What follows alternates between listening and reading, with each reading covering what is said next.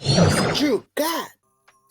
Hey, what up, YouTube? It's your boy, man. I am back with another banger. And guess what? This is episode 2, and I hope that you are all ready for this one. Cause, hey, man, today we're not gonna be talking about Drake, right? We're not in the Drake kind of vibe, but I found something that is really interesting. This guy is said that he's been trying to expose DIDDY for 24 years. For 24 years trying. This year, hey, started with a banger. Cat Williams pulled up and it was like, yo, everything is coming out. I'm shining light in the dark right now. I see you're all sleeping. I'm gonna shine light to you. And that's what Cat did. And now let's get it. This dude is on fire. Man, I'm trying to be more confident. I'm not that confident when I'm not on the mic, bro. I'm trying to be confident on the mic. That's how I speak like this. And anyway, I don't speak like this. And I know myself. I don't speak like this.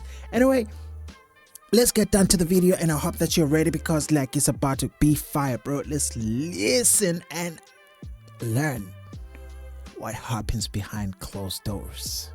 Then they bring me to the back room, and in the back room they have this long table with a white sheet set out. I mean, beautiful thing. Looked like the damn Last Supper. On one end is Derek Jeter, there's Stephon Marbury. It's not that the rapper. That's not it. That's a misconception. What it is, it's about control. See, that's what makes it. That's why you see, like, wow, Jamie Foxx, you would say that because they're in a bind. Because see, Jay-Z's not. But once you reach a certain level, you have to give something up. There's something that you're going to give up because you got to be down with that crew. And how do I know? Because it happened to me. That is why I'm standing here talking right now. I reached a certain level. Man, see, this is what I'm talking about when I'm saying like, yo, we need receipts. We need people that have been inside, the people that know what happens behind closed doors. I don't want somebody who's like me sitting on this other side of the fence or sitting on this other side of the screen saying that they know what happens behind it. You don't know, bro. Let's wait for the people that are coming from inside, who have been there, who have crossed the line. Come tell us what happens. Excuse me. What happens when you cross that line? What happens when you are in that other room that has that door that you get what I'm trying to say. Anyway, let's get back to the video, man. You have to give something up. There's something that you're going to give up because you got to be down with that crew. And how do I know? Because it happened to me. That is why I'm standing here talking right now. I reached a certain level in that station. What I'm saying, what's happened is it was passed down to to everyone in the urban industry. So now you have a rapper who will get turned out by a high-ranking label exec because, well, what you gonna do? I mean, if I want to be a rapper and I walk in and the label exec tells me that this is what I need to do for him because, hey, he put my album on when I really wasn't that talented. But they pushed me because they saw that I was something that they could sell. So when you bring me in a room and there's my favorite rapper right there who's in the same room, so that must mean he must have committed the same act as I did. So at the end of the day, depending on where your level is within yourself, you go. Did they just pull that out? Bro, they just pulled that one up, bro. I was sleeping on it. Wasn't that talented, but they pushed me because they saw that I was something that they could sell. So when you bring me in a room and there's my favorite rapper right there who's in the same room, so that must mean he must have committed the same act as I did. And then there is a documented video of Cam saying that he spent a whole lot of time just partying with DIDDY. He didn't make a record with DIDDY. He spent a whole lot of time just having fun with DIDDY. What kind of fun was he having? You know? What kind of fun was he having with DIDDY? I'm curious to know, right? Because DIDDY once told 50 Cent, like, yo, I'm going to take you shopping. And 50 was the, hell nah. You're going to take me. Yeah, I'm not going to let another man take me shopping. Another man? Does hell no. 50 say no, bruh. So at the end of the day, depending on where your level is within yourself, you go do it. And it's easy for those of us to say. And bro, listen, this picture right because they here, saw that I was something that they could sell. So when you bring me in a room and there's my favorite rapper right there who's in the same room, so that must mean he must have committed the same act as I did. So at the end of the day, depending on what... This picture right here is so incriminating, and it's similar to the same scene when Lil Wayne was kissing Batman. You remember? If you know, there is a video that Lil Wayne was tongue to tongue with Birdman, and then they're like, yo, like father like son, like bro, me, I'll never kiss my son. Okay, maybe when he's still a baby I would, but when he's like, and that's not the PDF kind of vibe, you know what I mean? That's my son, I mean infant like this, not like when he's crawling and walking. I wouldn't kiss his mouth, because during that time I'm like, yo, listen, you're not a man.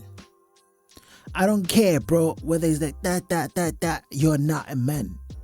I'm not gonna be kissing you mouth to mouth like, oh baby, baby. It feels like an infant like this, right? I can do that, like, oh my baby. It's for him to feel the affection of his father. But up until he's like crawling and all that, I'm no longer kissing my son. I'm telling him, don't let another man kiss you during that time, because that's my son. I'm not gonna tell your son that, but I'm telling my son that. That's what I'm saying. I'm gonna try so hard, not so hard, I'm gonna do my best, bro, to teach my own son to be the greatest man ever, to be a strong man like his grandfather was. That's what I would do. Not this kind of vibe, not this. Where's that? Yeah, whatever. Not this thing right here where you see two men like tongue to tongue. I'm not against. You're actually. I reserve myself. I reserve what I think is right for myself. Right? I'm not against them. They can do whatever they want. It's their body. It's their whatever. But bro, I'm pro man. I am pro strong man, not feminine man. You know what I mean? I'm pro real man. You know, that kind of vibe when Andrew Tate used to be like pro man. Yeah, that's me, bro. That's me. I'm like pro men. You know what I mean? If you're like on the other side playing for the alphabet team, that's you, right? If my son pull up like saying, yo, he's playing for the alphabet team, then we have to sit down. I'll try my best to convince him not to play for the team, swear to God. But if he's hell bent on playing for the alphabet team, I'll be like, okay, cool. Do what you gotta do. The reason is, I understand to a certain extent that there's so many factors like that are involved, right? Especially if you look at the booming of the alphabet team, right? When it started and where we are right now, right? There's been so much growth, and I don't blame people, but I blame the systems that govern us, because the water that we drink, they change our hormones. The food that we eat changes our hormones. The air that we breathe is simply, the moment you just wake up and breathe, bro, it's just tweaking your hormones. You know what I mean? So I wouldn't blame it on a person saying, yo, you're supposed to be what I think you're supposed to be. But at the end of the day, I'd have to reverse my mind or my thought process and say, listen, this person is doing what they're doing not because they are naturally willing to do this, just because their hormones have been altered by the environment that we're living in, right? So if they want to be like, if they want to go through that, let them go through that. They'll figure it out by themselves, right? Because man, this topic is just way too complex, man. I don't want to like dive into it that much, and then like, you know, they're gonna cancel me before on episode 2 and say, yo, this nigga's been talking about a lot of things, bruh. Things that you're not supposed to be talking about. Man, I'm just saying. I'm saying my 2 cents, right? Like we said, this is the 2 cents. 2 cents. You know what I mean? 2 cents, 2 cents, bruh. I'm just sharing my 2 cents, bruh. Don't judge me. You know, we need to have spaces where and also, if you think about it, I'm not firing at anybody. I'm just saying my 2 cents, what I think, what I personally think, right? So I shouldn't be locked in a locker room and they're like, oh, you shouldn't be saying that. You should say whatever you're feeling is right for you, but don't make other people feel less of themselves at the same time. That's why I'm saying, if I found out that my son is, I was like, okay, I would have to try to understand because of the situation or the times that we live in. You feel me?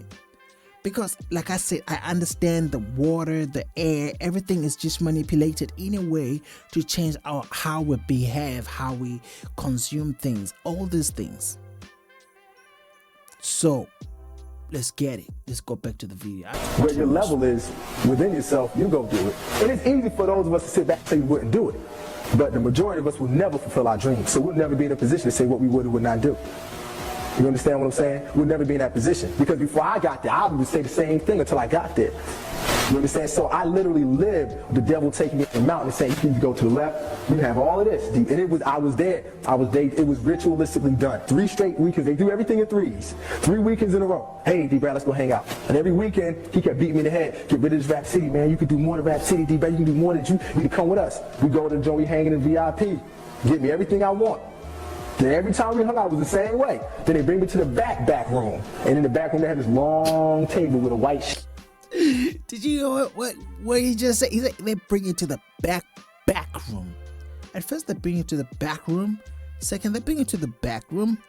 And the third time, they bring you to the back room. And the back room is really back, way back. You know what I mean? Like back there, you know what I mean? We go to the joint, we hanging in VIP. Get me everything I want. Then every time we hung out, it was the same way. Then they bring me to the back room. And in the back room, they had this long table with a white sheet set out. I mean, beautiful thing. Looked like the damn Last Supper. On one end is Derek Jeter, there's Stephon Marbury. I'm trying to talk to the model chicks. He's like, nah, D-Brad, come on, sit right here. We get inside the limo. We're in the car. The man standing across looking at me like I owe him something now. And while he's doing that, he's sitting there with He's looking at me like as if I owe him something now.